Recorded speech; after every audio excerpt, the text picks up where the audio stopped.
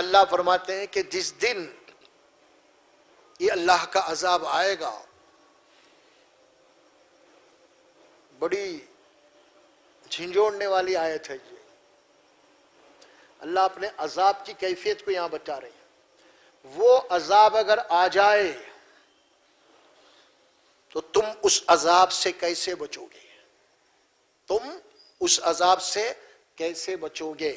اور وہ عذاب کیسا ہوگا؟ یوم یجعل الولدان شیبا، وہ عذاب ایسا ہوگا کہ اس دن مارے ہیبت کے بچے بوڑھے ہو جائیں گے۔ چھوٹے جو بچے ہوتے ہیں نا، ہیبت کے مارے ان کے سر کے بال سفید ہو جائیں گے، بوڑھے ہو جائیں گے۔ ایسا عذاب، کیسے بچو گے تم اس عذاب سے آخر؟ وَكَيْفَ تَتَّقُونَ إِن كَفَرْتُمْ يَوْمًا يَجْعَلُ الْوِلْدَانَ شِيبًا السَّمَاءُ مُنْفَطِرٌ بِهِ، آسمان پھٹ جائے گا۔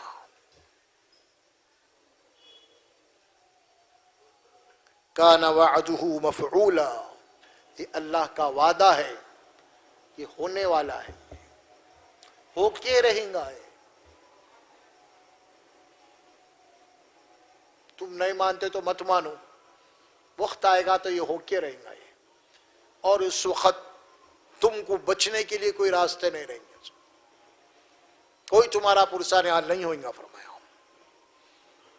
کان وعدہ مفعولا،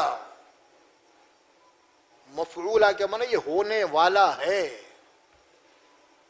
اور ان ھذہ تذکرہ،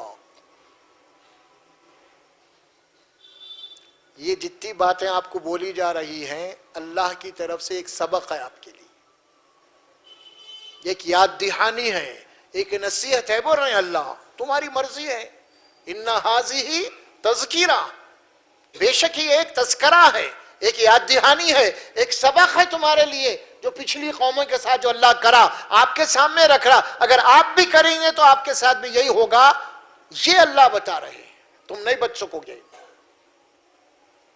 ان ھذہ تذکرہ، اس کے بعد اللہ فرماتے ہیں فمن شاء اتخذ الی ربہ سبیلا، یہ سبق سنانے کے بعد تمہاری مرضی ہے، تمہاری مرضی ہے۔ اب اگر تم چاہتے ہیں کہ اللہ کے راستے پہ آنا تو آ جاؤ، پھر اب دیکھیے آپ اللہ تبارک و تعالیٰ زبردستی بھی نہیں کر رہے ہیں۔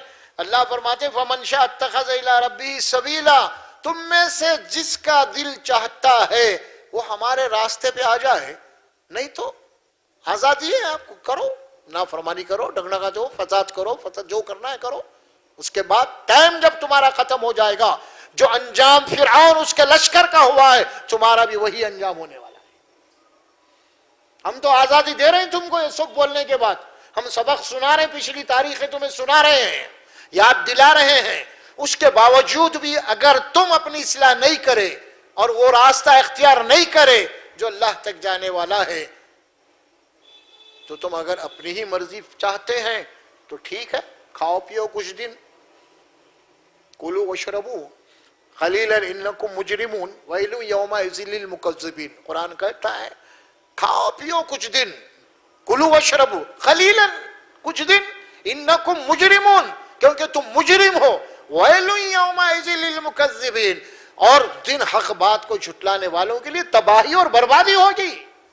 کچھ دن کھا لو پھرو مزے میں، لیکن ایک دن یہ مجرموں کا بڑا برا انجام ہونے والا ہے۔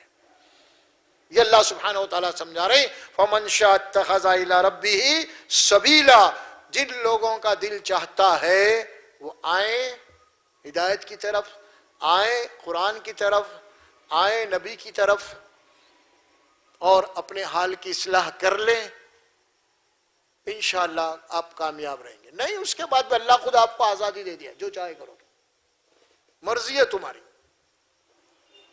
اسی لیے قرآن میں دیکھیں گے آپ کہیں بھی عبادات کا انکار کرنے والا یا عبادات کو ادا نہیں کرنے والے کے لیے کوئی سزا نہیں ہے۔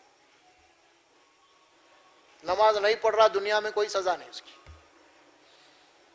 کوئی قانون ہی نہیں ہے، اس کو جیل میں ڈالو، اس کو وہ کرو، اس کو کوئی اللہ حکم ہی نہیں دیا، اس کو چھوڑو ہی۔ روزے نہیں رکھتا آزاد، حج نہیں کرتا کوئی پرواہ نہیں، کوئی اس کے لیے سزا نہیں ہے. عبادات میں ہے یہ بات، کوئی سزا نہیں، اس کی سزا وہاں رکھا اللہ. لیکن معاملات میں ایک دوسرے کو تکلیف دیں گے تم آپس میں تو اس کی سزا ہے. چوری کریں گے، کسی کا مال کھا جائیں گے تو ہاتھ کاٹو، کیونکہ آپ دوسرے کو تکلیف دے رہے ہیں. اور یہ نماز کا معاملہ اللہ اور بندے کا ہے، ہم نمٹ لیں گے اس کو، لیکن تم بندوں کو تکلیف دے رہے ہیں، اس کا حق مار رہے ہیں، تو یہاں سزا ہے، معاملات میں سزا ہے، وہاں نہیں ہے سزا. خاص بات ہے یہ دیکھیے اب، حالانکہ نماز چھوڑ دینا چوری کرنے کے مقابلے میں بہت بڑا جرم ہے تھوڑی دیر کے لیے اللہ کے پاس، مگر یہاں اس کی سزا نہیں رکھا، اللہ رکھا نہیں رکھا. چوری کی ہے، شراب پیا، نشہ کرا کوڑے ہے. دیکھیے اب آپ، کیونکہ شراب بھی پینگا کوڑے اس کے بعد ہوگا نشہ آئیں گا تو لوگوں کو تکلیف دیں گا انہیں، اسی لیے اس کی سزا ہے. تو یہاں پہ عدل قائم کرنے کے لیے سزا ہونا لازم ہے، یہاں پہ معاملات میں سزا ہونا لازم ہے اسے. اسی لیے اسلامی قوانین میں بندوں سے متعلق جو معاملات ہیں وہاں سزائیں ہیں، لیکن اللہ اور بندے کے درمیان میں جو معاملات ہیں عبادات کے، اگر وہ ترک کر رہا ہے تو دنیا میں اس کی کوئی سزا اللہ نہیں رکھا، کوئی جرمانہ نہیں رکھا، بلکہ اس کی سزا اللہ نے آخرت میں رکھی ہے.